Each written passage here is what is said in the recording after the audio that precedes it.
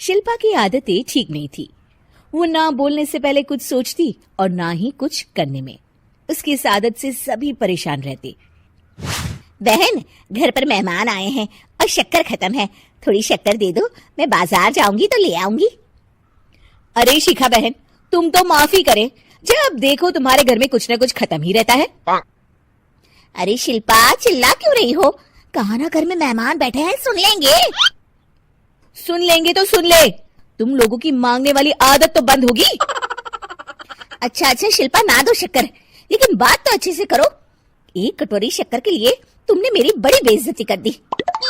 शिल्पा बड़बड़ाते अंदर चली जाती है तो शिखा भी घर चली जाती है। माँ, क्या हुआ? अरे कुछ नहीं बेटा, पता नहीं कहां कहां से ऐसे पड़ोसी आ जाते हैं, जब देखो तब कुछ ना कुछ मांगने के लिए घंटी बजाते हैं। अब घंटी बजे तो दरवाजा ना खोलना।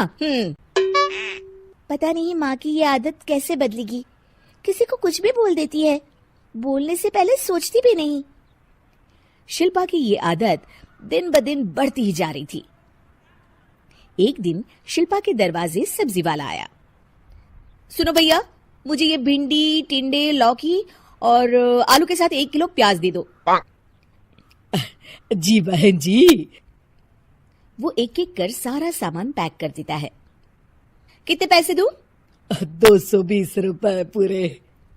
अरे इतना महंगा नहीं, हाँ मैं तो सिर्फ 150 दूंगी। नहीं, पैसे तो पूरे लूंगा, नहीं तो सब्जी वापस कर दो। ऐसे कैसे वापस कर दूंगी? मैं तो एक भी सब्जी वापस नहीं करूंगी। और हाँ, रही बात पैसों की, तो लेना है तो 150 ले लो, वरना मेरे मोहल्ले में घुसने तक नहीं दूंगी। हाँ। अरे नहीं बहन, हम लोग गरीब लोग हैं, ऐसा ना करो। पकड़ो ये 150 और दफा हो जाओ।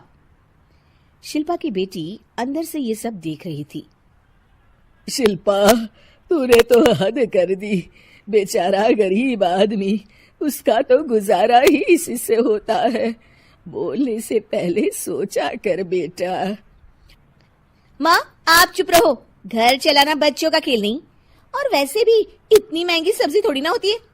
आपको तो सिर्फ खाने से मतलब है, लेकिन मुझे तो सब सोचना पड़ता है ना। शिल्पा की सास ये बात सुनकर दुखी हो जाती हैं। शिल्पा की बेटी शिल्पा की ये सारी बातें सुन रही होती है। शिल्पा की बेटी एक दिन माँ से कहती है, माँ, ओ माँ, जरा यहाँ तो आना। ओहो क्या हुआ, क्यों चिल्ला रही हो ऐसे बेटा? हुआ क्या? ये देखिए मेरी स्कूल की ड्रेस कितनी गंदी हो गई है, इसे कौन धोएगा? लेकिन ये तो साफ है बेटा, मैंने अपने हाथ से खुद साफ किया है। माँ, ये ड्रेस इतनी गंदी है कि मैं इसे पहन ही नहीं सकती। चलो मुझे बाजार से नई दिलाओ। शिल्पा दुखी हो जाती है और वहां से चली जाती है कि तभी सामने उसकी सास मिल जाती है। शिल्पा, अरे ओ शिल्पा, ये क्या सब्जी बनाई है? ऐसे भी कोई सब्जी बनाता है? शिल्पा सास की इस हरकत से सख्ते में आ जाती है। अरे माँ को तो मैं जो बना दूं उन्हें वो पसंद आ जाता था, फिर आज वो ऐसा व्यवहार क्यों कर रही हैं? शिल्पा कुछ समझ पाती कि थोड़ी ही देर में उसका पति आ जाता है। अरे शिल्पा, ये क्या है? क्या हुआ आपको? ये मेरी अलमारी पूरी अस्त व्यस्त है, तुमसे कोई काम नहीं होता है। सारा दिन पता नहीं क्या करती रहती हो। अरे मैंने तो सारी अलमारी साफ रखी है। इसे तुम साफ कहती हो? ये तो पूरा कूड़ादान लग रही है। शिल्पा परेशान हो जाती है और समझ नहीं पाती है कि उसके साथ क्या हो रहा है। शिल्पा अकेले कमरे में जाती है और जोर जोर से रोने लगती है। तभी वहां उसका पति, सास और बेटी आ जाते हैं। शिल्पा उन लोगों को देखकर और जोर जोर से रोने लगती है।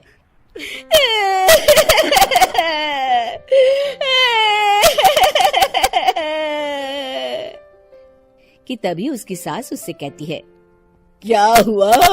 यहाँ बैठकर रोती रहोगी या फिर खाने को भी कुछ बनाओगी? माँ, पहले आप बताएं, आप लोगों को क्या हुआ है जो मुझसे ऐसा व्यवहार कर रहे हैं?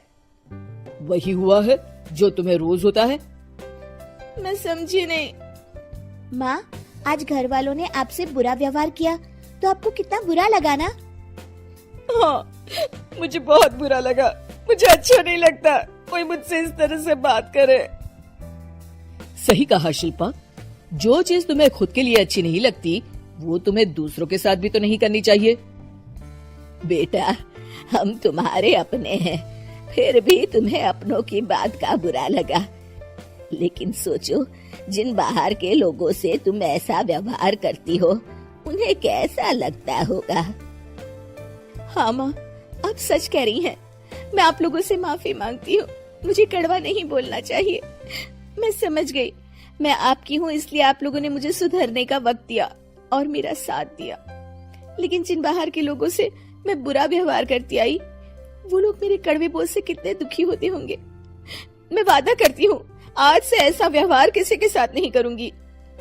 सीख, हमें दूसरों के साथ वैसा ही व्यवहार करना चाहिए जो हम खुद के लिए अपेक्षा करते हैं।